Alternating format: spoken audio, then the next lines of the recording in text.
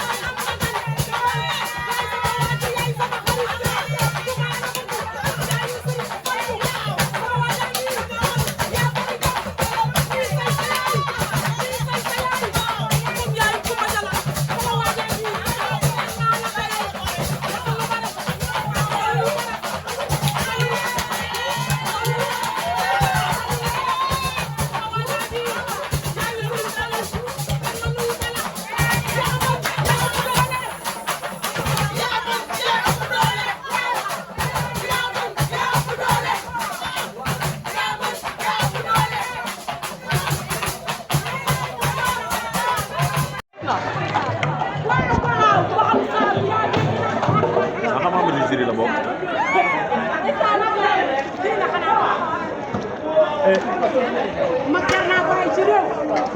daaw fii nañu gagné teg ñu jël tey ma ñëwaat tey damay gis gis naa fi sot de defal bi tàng na de gis naa fi sot démb dama seetaan dëgg na boobu démb bu jooyul doo